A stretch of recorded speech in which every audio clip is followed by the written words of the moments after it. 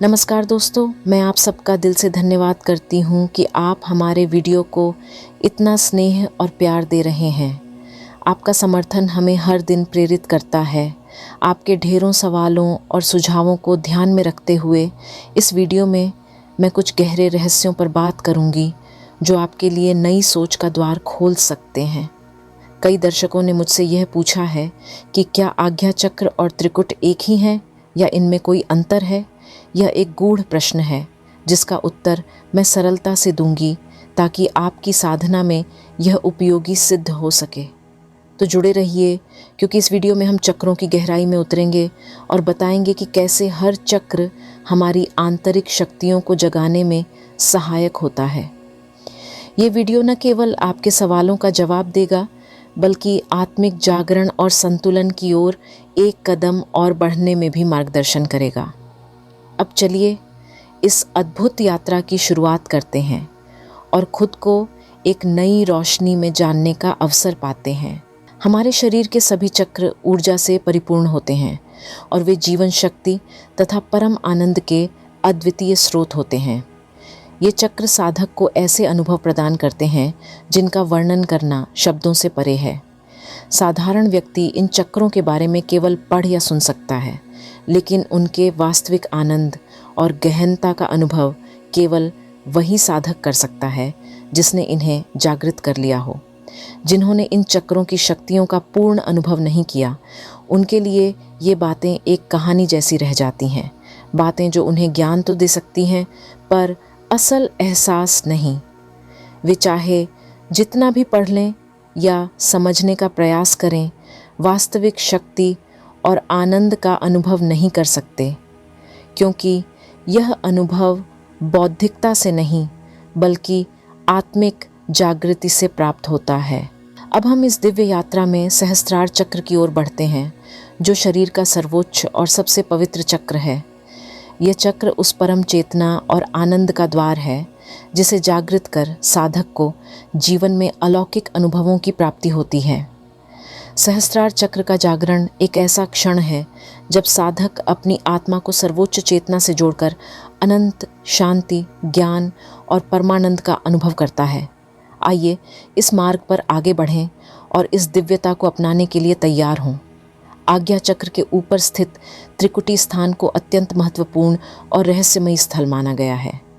यह स्थान केवल साधना में गहरी रुचि रखने वाले साधकों के लिए नहीं बल्कि उन सभी के लिए एक अद्वितीय केंद्र है जो आत्मिक जागृति और ऊर्ध्वगामी चेतना की खोज में है।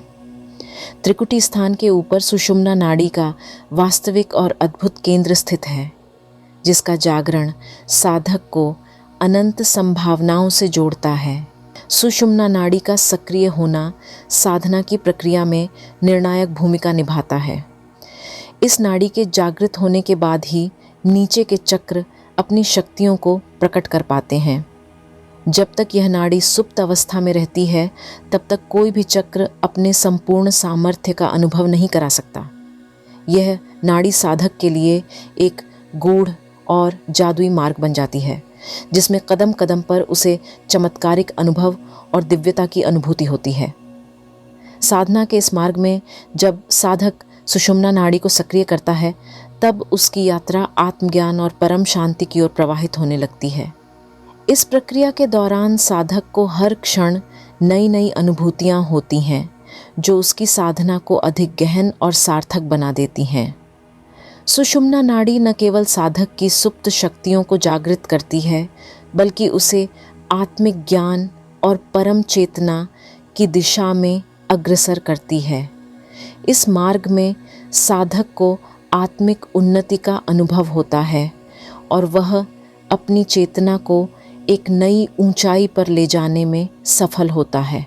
यह मार्ग आत्मिक विकास की वह यात्रा है जो साधक को स्थायी शांति, गहन आनंद और दिव्य ज्ञान का वरदान प्रदान करती है, और यही इस नाड़ी का परम रहस्य और साधना का सर्वोच्च उद्देश्य है।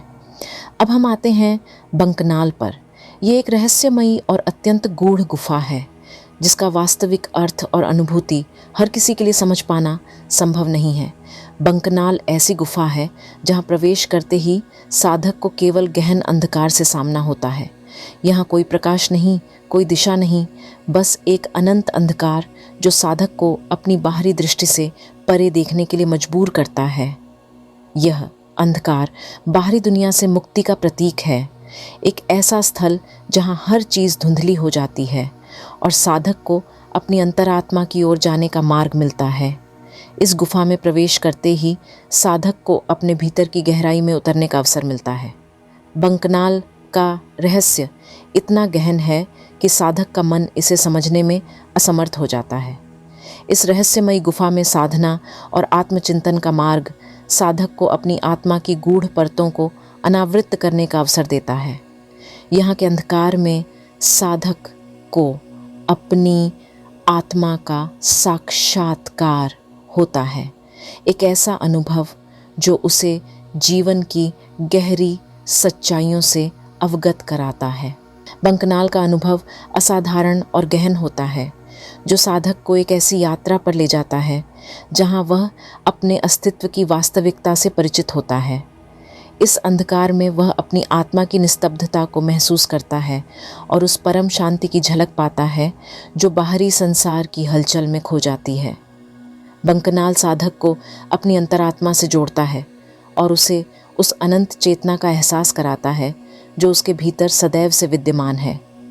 आगे चलकर हम इस गुफा के रहस्यों में और भी गहराई से उतरेंगे ताकि आप बंकनाल की अद्भुतता को समझ सकें और इसके माध्यम से आत्मा के अनंत अंधकार में छुपी दिव्यता का अनुभव कर सकें।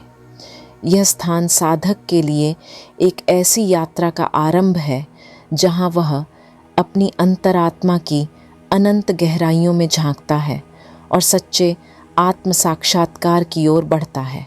बंकनाल की गहराई में उतरने के इस अनुभव के बाद साधक भंवर गुफा की ओर बढ़ता है।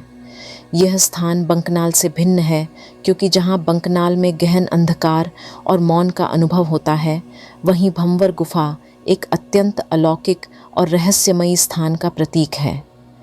भंवर गुफा का दृश्य अपने आप में एक अलौकिक और रहस्यमयी संसार की झलक देता है।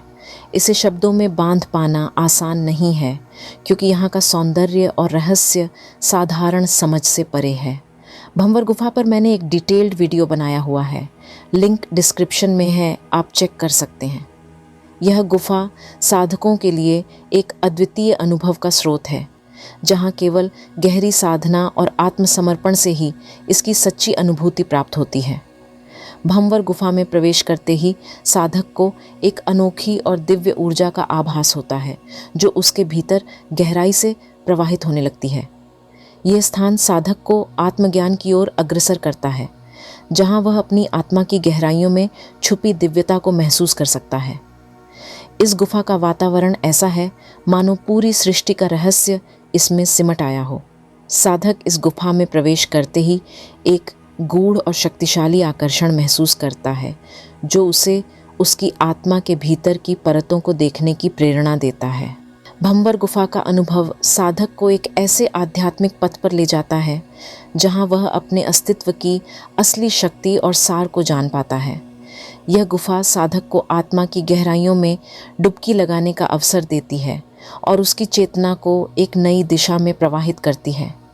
इस अनोखी यात्रा में साधक को एक ऐसी शक्ति का एहसास होता है जो उसे उसके आत्मिक मार्ग पर दृढ़ और प्रेरित बनाती है। आगे हम भंवर गुफा के इन अद्भुत अनुभवों का विस्तार से वर्णन करेंगे ताकि आप भी इसकी रहस्यमयी सुंदरता और इसके आत्मिक प्रभाव को समझ सकें। यह गुफा न केवल साधक को आत्मज्ञान की ओर ले जाती है बल्कि उसे उसकी आत्मा की अनंत गहराइयों में उतरने की क्षमता भी प्रदान करती है, जिससे वह अपने वास्तविक स्वरूप का साक्षात्कार कर सके। अब हम सहस्त्रार चक्र की ओर बढ़ते हैं जो सभी चक्रों का प्रमुख और समस्त ऊर्जा का परम केंद्र है। सहस्त्रार चक्र को 1000 पंखुड़ियों वाले कमल के रूप में दर्शाया गया है जो अनंत ऊर्जा और चेतना की प्रतीकात्मक अभिव्यक्ति है।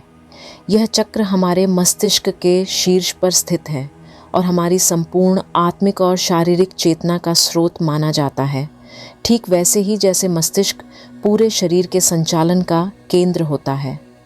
सहस्त्रार चक्र के भीतर एक दिव्य ज्योति विराजमान होती है, जिसे निराकार निरंजन परमात्मा का प्रतीक माना गया है।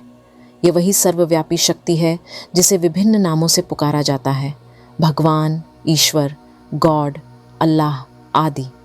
सहस्त्रार चक्र को सभी लोकों का अधिपति कहा गया है। यह न केवल भौतिक बल्कि सूक्ष्म और कारण लोकों पर भी अधिकार रखता है। यहाँ तक कि ब्रह्मा, विष्णु और शिव भी इस परम चक्र के अधीन माने जाते हैं और इसे आदिदेव के रूप में प्रतिष्ठित करते हैं। साधक जब सहस्त्रार चक्र का जागरण करता है तो उसे उस परम सत्य का साक्षात्कार होता है जो उसके जीवन में स्थायी आनंद और असीम शांति का संचार करता है। यह अनुभव केवल बाहरी रूप से नहीं बल्कि साधक की आत्मा की गहराइयों में अद्भुत चेतना का विस्तार कर देता है।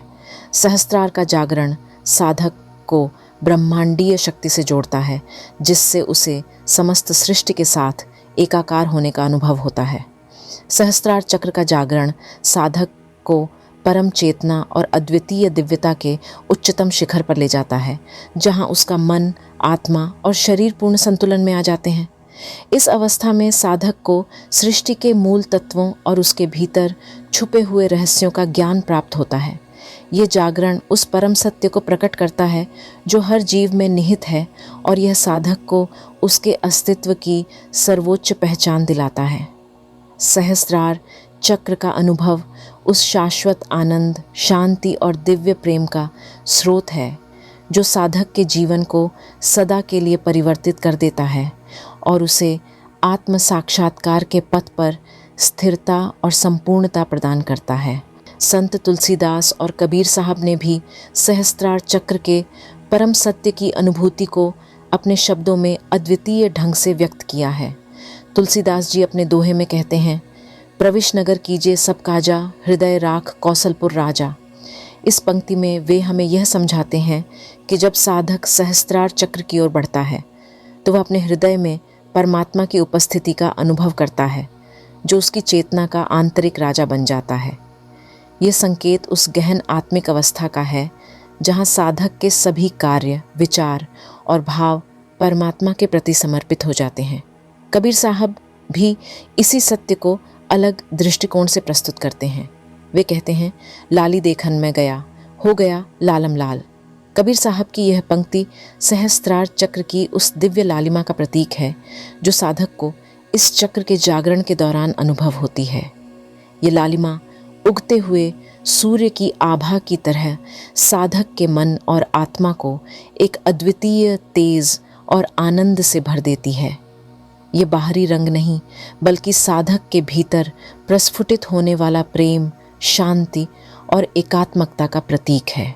जब साधक इस परम अनुभूति को प्राप्त करता है तब उसे जीवन और मृत्यु के बंधनों से मुक्ति मिल जाती है और वह मोक्ष को प्राप्त करता है। इस मोक्ष की अवस्था में आत्मा हमेशा के लिए परमात्मा में विलीन हो जाती है और असीम शांति और आनंद में समाहित हो जाती है। यह एक ऐसी अवस्था है जहाँ द्वैत समाप्त हो जाता है और साधक अपनी चेतना को उस अनंत चेतना में विलीन कर देता है।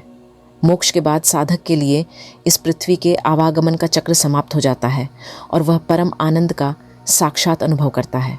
यह अवस्था हर साधक का अंतिम और सर्वोच्च लक्ष्य होती है, जिसके लिए वह अपने जीवन की संपूर्ण साधना को इसी उद्देश्य पर केंद्रित करता है।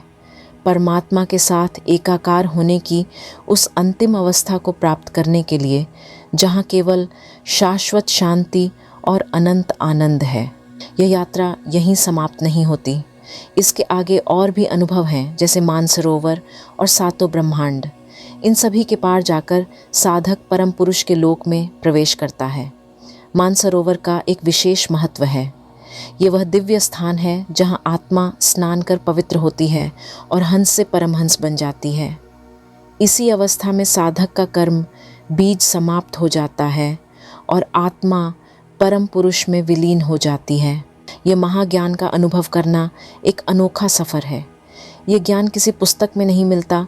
इसे केवल उन पहुँचे हुए संतों ने ही अनुभव किया है जिन्होंने इस दिव्य सत्य को स्वयं अपने भीतर देखा और पहचाना है।